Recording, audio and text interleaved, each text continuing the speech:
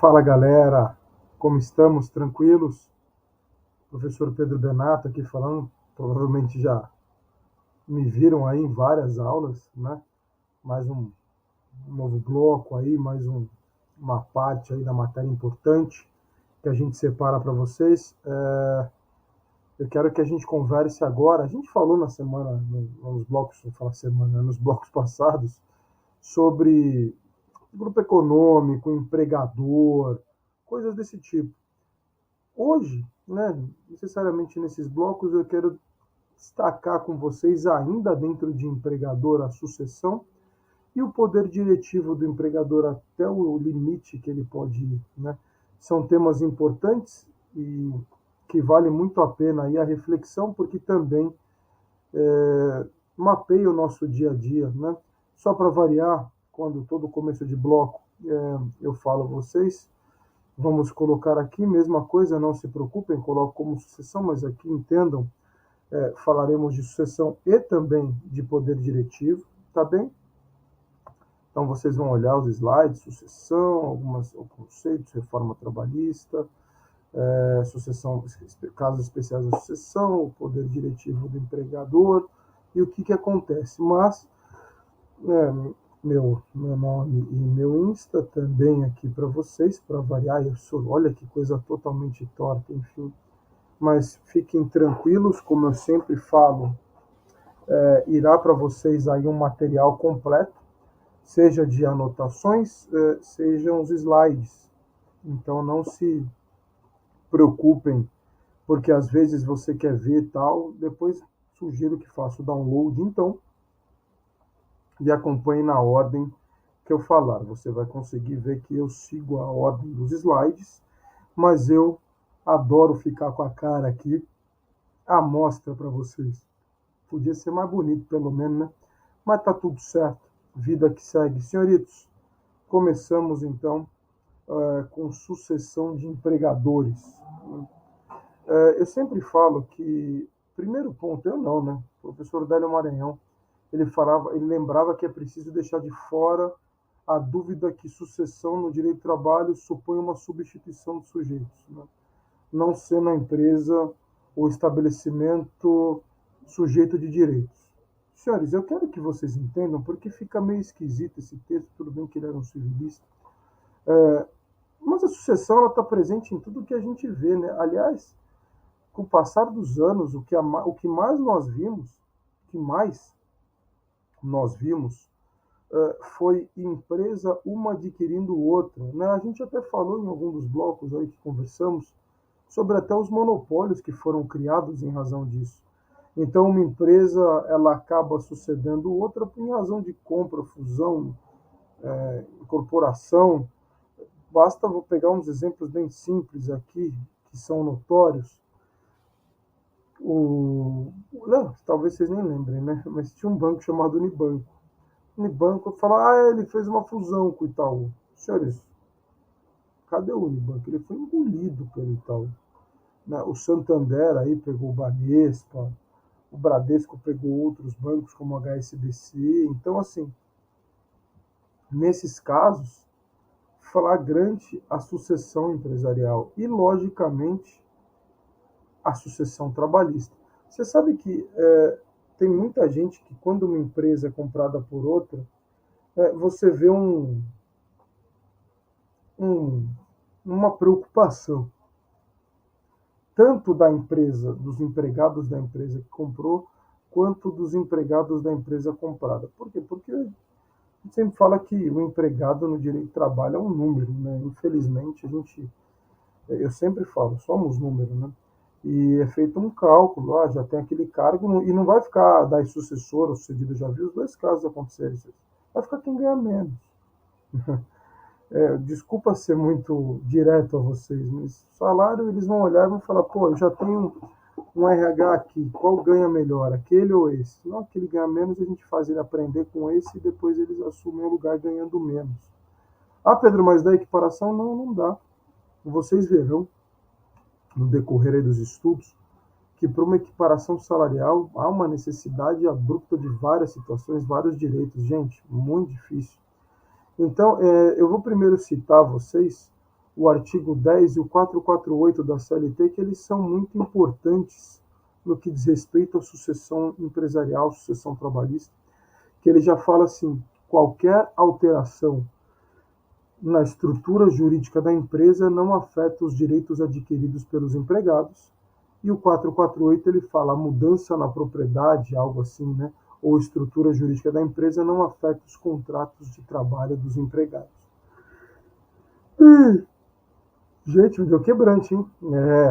Mas eu quero que vocês entendam, antes mesmo de soltar alguns raciocínios,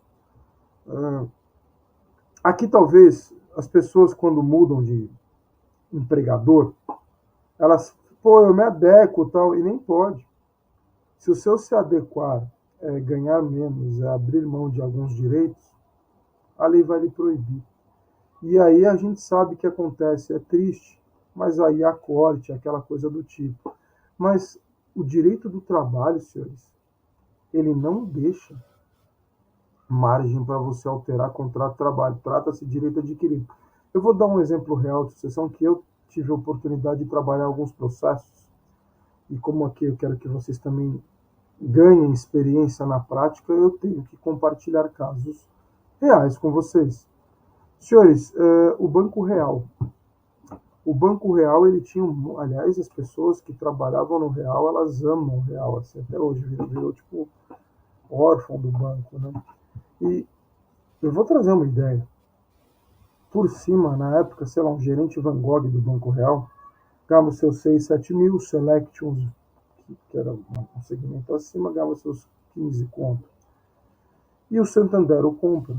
O Santander comprou o Real e hoje um gerente Van Gogh ganha 3. O Select ganha 4, 5. Derrubaram. Mas o que aconteceu com os empregados do Banco Real? Senhores, eles foram minguando, né? Com o passar do tempo, os caras do Santander foram aprendendo o trabalho e houve aquela renovação. Até porque, por muito tempo ainda, tinha Banco Real e Santander na mesma rua aí. Montaram 2 Santander. Fazia muito sentido, né? A gente tem visto, aliás, um movimento nessa parte dos bancários que vai tudo para o digital e eu, particularmente, gente, sou totalmente contra. Eu sei que muitos de vocês aí mais jovens têm contas aí nesses bancos eletrônicos, se assim posso dizer. Ah, não, senhores, eu preciso ter algum gerente físico para xingar se precisa, né? Então eu ainda mantenho uma conta num banco tradicional. Claro que eu tenho cartão de crédito num desses bancos eletrônicos, nunca tive problema, então não posso falar. Mas nada como minha conta realmente num banco tradicional, para poder aí, eu sempre brinco, é alguém para xingar, né? Porque eu não gosto de brigar, ainda mais vocês advogados, né? Eu detesto brigar com a máquina. Desculpa, ficar eu e a inteligência, que eu acho que é uma desinteligência na maioria das vezes, não vale a pena para mim. Então, pelo menos algum ser humano para me ouvir, né? Mas enfim, senhores. Então você pensa que quando há uma mudança na estrutura jurídica, tanto o contrato de trabalho da empresa comprada quanto os que foram, os que compraram, não se altera. Por isso que é feita essa numerologia. Fala, pô, vamos ver quanto gasta esse time e esse time que fazem a mesma coisa. E assim, lógico, senhores, tem situações nas quais você não vai perder o funcionário. Eu cito sempre também a universidade. Senhores, a universidade uma compra a outra, né? Senhores, professor dificilmente sai, né? Porque o professor precisa de professora nas duas, né? A universidade continua, mas agora RH se unifica, jurídico se unifica, marketing provavelmente se unifica, então algumas mudanças acontecem. E aí eu quero que vocês entendam que para a doutrina são 2 requisitos que são necessários para a caracterização de uma sucessão empresarial. Primeiro, que o estabelecimento empresarial, né, comunidade passe para uma outra titularidade, ou seja, a sua empresa deixa de ser sua, passa a ser minha, e que a prestação de serviço pelos empregadores não sofra solução de continuidade, né? Eu quero que vocês entendam que nem sempre a passagem de um estabelecimento para o outro implica extinção do cedente, né? Tem um exemplo muito legal que são os ônibus de São Paulo. Senhores, os ônibus da capital aqui de São Paulo, os trabalhadores do dia para a noite passaram para trabalhar para a empresa nova que teve a concessão. A sucessora nega esse juízo, mas não é uma sucessão. E a reforma trabalhista, gente, ela traz um novo artigo. Na verdade, e assim, eu vou ser muito honesto a vocês, o 448A da CLT pós-reforma trabalhista nada mais é que uma cópia fidedigna do 10 e do 448. Tanto é que o próprio Caput cita o 10 e 448. Ele fala, olha, caracterizada a sucessão empresarial ou de empregadores previstas aí no 10 e 448, as obrigações trabalhistas, inclusive contraídas à época em que os empregados trabalhavam para a empresa sucedida, são de responsabilidade do sucessor. Isso aqui é muito importante, senhores. Apesar de ser mais do mesmo, esse final ele é bem importante, porque aí eu vou também falar de sócios, responsabilidade aí pós-contrato, né? É muito importante vocês entenderem isso. Então, entendam o seguinte, muita empresa deixa de comprar outra quando vai mexer no passivo trabalhista. Porque assim, o que, que você tem que entender? Você vai levar o bônus aí, toda a parte boa da empresa, os lucros, os dividendos, você está comprando. Mas, senhores, não tenha dúvida que o ônus também é seu. As verbas serão de responsabilidade de quem comprou, né? Então eu quero que vocês entendam, e dizem as más línguas, se aqui é real eu não sei, tá?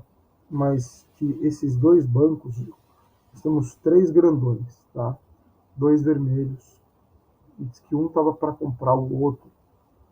Dizem as más línguas que quando foi feita, há muitos anos, hoje já não tem mais esse boato, tá? Mas quando foi feito o due diligence, que é aquela checagem, aquela diligência prévia na qual eles trocam as informações, um dos bancos queria comprar desistiu devido ao possível passivo trabalhista. Eu sempre falo que o que quebra uma empresa hoje é o direito tributário e o direito de trabalho, então tem que tomar muito cuidado. A gente tem essa aí e quem responderia é a empresa nova, né? A empresa comprada, senhores, ela pode responder de forma solidária com a sucessora somente quando for comprovada a fraude na transferência. Porque assim, a gente confunde, tem algumas coisas do direito empresarial, como por exemplo o contrato de três passes, e aí você fala, pô, mas os credores não concordaram. Aí ok, você pode requerer a responsabilidade solidária, mas isso não é o comum, né? Então, quando uma empresa ela é adquirida por outra, essa empresa ela vai responder por tudo. Eu sei que teve um caso também muito emblemático no país que diz respeito a duas farmácias, cara, que uma foi comprar a farmácia do outro, né? Compraram efetivamente, só que naquela diligência prévia, a farmácia que era pequena, tá? Ela mostrou um passivo X. Quando a empresa que adquiriu viu o tamanho real do rombo, era tipo 5x. Sempre tornava-se inviável o negócio. Eles tentaram desfazer isso na justiça, uma outra farmácia foi, aproveitou e comprou. Mas, senhores, são casos que a gente tem que entender. E, obviamente, tem empresas que fazem vendas aí para fraudulentas para tentar se eximir de pagamentos futuros. Responsabilidade solidária. É a mesma coisa, senhores, do sócio retirante, né? Eu costumo falar que você pode vender sua empresa? Por óbvio que você pode, sua cota à parte, etc. Senhores, eu não tenho problema nenhum quanto a isso. O meu problema é por quanto tempo o sócio responde? Essa é a pergunta que eu faço a vocês. Quanto tempo o sócio retirante irá responder? E assim, gente, a resposta para isso, o próprio artigo 10, a gente falou do 10, mas o artigo 10, letra A, a CLT, ele é o único negócio que tem 10A, 448A. Gente, os caras alopram, porque falam, pô, o artigo tem a linha, inciso, parágrafo, é meio caótico. Mas, gente, o artigo 10A da CLT, ele fala para vocês que o sócio retirante, primeiro ponto, ele responderá de forma subsidiária. Veja que no caso de transferência fraudulenta, no caso de sucessão fraudulenta, a empresa responde de forma solidária. O sócio retirante é aquele cara que simplesmente a empresa está continuando, só que ele vendeu a cota dele.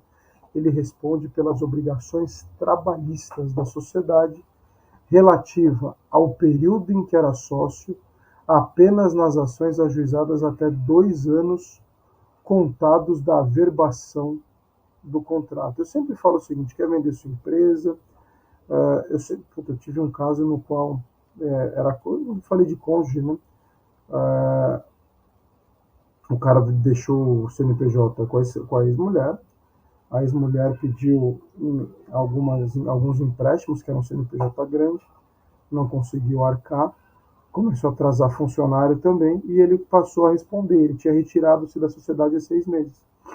Não adianta, eu sempre falo que se for briga grande é melhor promover a dissolução societária do que passar sua cota à parte. Porque pensa no seguinte, gente, você vai acabar fiscalizando, sem dormir, por 2 anos, a parte contrária, né?